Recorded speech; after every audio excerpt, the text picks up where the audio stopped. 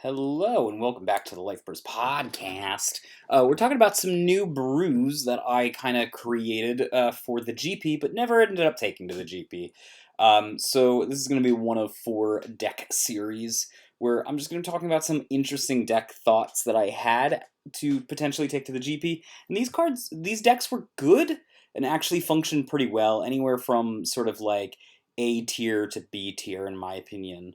And I ended up taking them because they weren't quite high enough in terms of what they did. Like had some very solid matchups and then some lopsided matchups. So I wanted to just talk about these a little bit. These have a little bit of testing behind them, not a ton, but enough that I know that they're solid decks. You could take them to your locals and probably win with them. So without any further ado, let's jump right into it. So I wanted to try a Tamago deck, and this kind of partially came from the idea that I really wanted to do Tamago. Like I like Tamago a lot, just as a center, not necessarily as as this character. So I wanted to find a way to do it, but I wanted to find something that was maybe not Esper based. And the more and more I thought about it, the more and more I thought of how solid of an Elrig deck it would be if you had a blue center, basically, followed by X Crossfire and Mel Invisible. This is kind of doing a lot of work in Japan right now, these two centers. So I wanted to try to see if I could make them work in America as well, just in general. So it's a little bit backwards. Normally I think about like kind of an archetype that I want to do and build up from there and then pick my center, where I pick from a center and then build up to an archetype to fit it. This is actually kind of weird because I did this one a bit from the middle forward. So I didn't know what archetype I was, but I did sort of have a vague idea of what I wanted to do with my Elrig deck. And then I kind of went backwards with that to figure out what the center was, and then once I had that, I built my archetype around it. So what I ended up doing was basically the idea is X Crossfire is really, really good. Generally speaking, it is a 1 enter, vanish target Signy, also take 2 cards from the opponent's enter, and then trash it. There's a lot of greedy decks right now. And then I also found that Mel Invisible was really, really, really good against Dash Hirana, X, and also really good against the Esper decks that were cracking out. Like this basically is just one of the most incredible defensive Elrigs out there right now. So those were the reasons alone that I wanted to bring this in, and then on top of it, Energy Door was something I was really considering. Again, really good against the Esper decks, really good against the Dash decks. And then whenever currently I'm in this world where wherever I'm picking a Dream Team piece, I always got to think what's the second piece.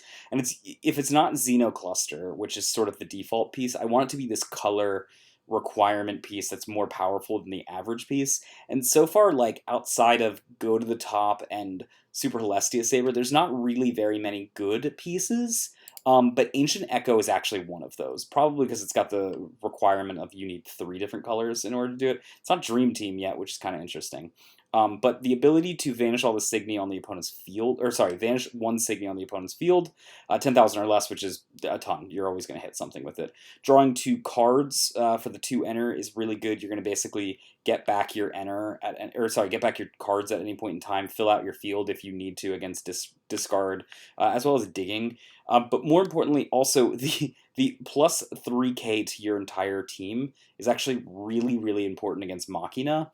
Basically takes any 10,000s and up and turns them into Machina proof, which is really cool. And it takes your 3,000s, makes them not die to 5k effects, that kind of happen sometimes. Just generally speaking, the team pump is a little bit relevant, but like you can time it when it's good, so you have the freedom to do it. I think this portion, just looking below here, right, is solid as a rock to play any kind of deck you want. Basically, replace out your blue center with these, and you're going to be good to go as sort of a deck basis. Now, we've got X Echo, and X Echo, for what it's worth, is basically the red version of basically Madoka Float, right? You just discard a red card, you can draw 3 cards.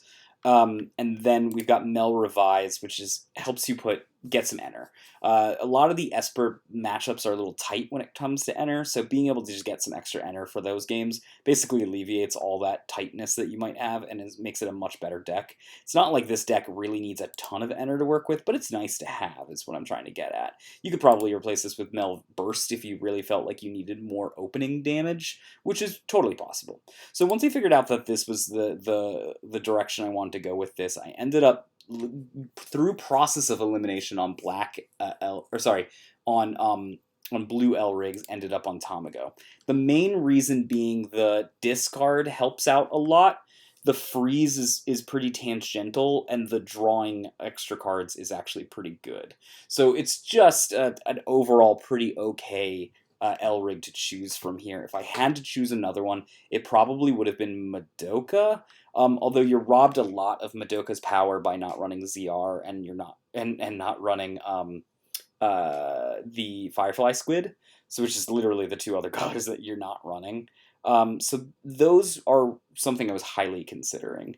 The main deck itself is less powerful, I'll admit that.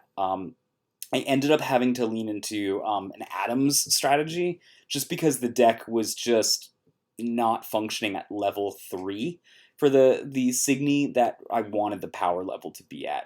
The bottom power level was great. The level 1s and 2s were just fantastic in this. We had, starting at level 1s, Monomin to do early stuff, early discard, the Neon Tetras to help with more freeze shenanigans, right? We had, there were some other level 1s too that were like Hakots and things that I really liked.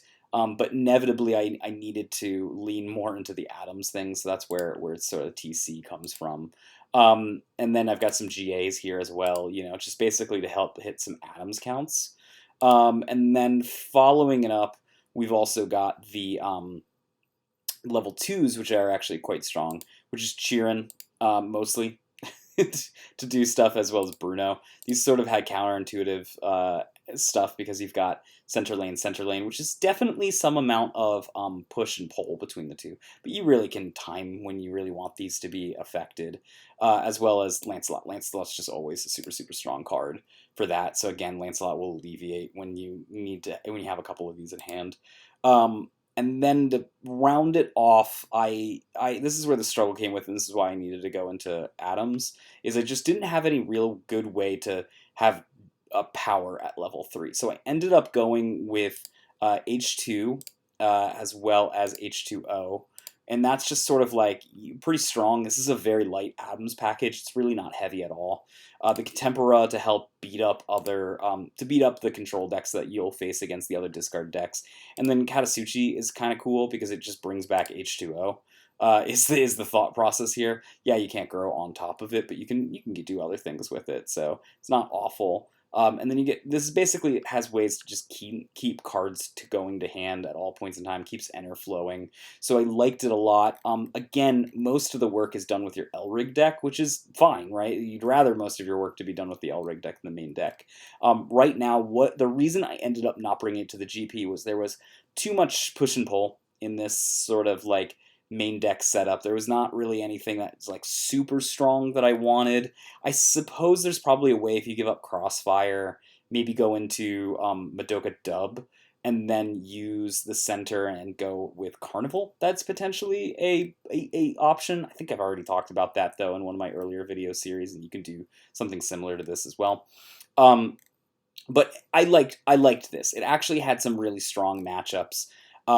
But another thing that was not super, super great about it that I ended up basically being the death nail for me was X Crossfire. I was playing up against enough mono red aggro decks and mono white aggro decks, especially because mono white aggro decks right now are really top tier, that I wasn't really hitting enough with X Crossfire to make me feel happy about this. When the format is more 3-colored mid-range and control decks, Crossfire can be really good, because at that point Crossfire hitting just basically 2 of any enter and killing enter on the opponent is really good, because they go long games, so shrinking them to enter, basically reverse mel revising them, is really strong.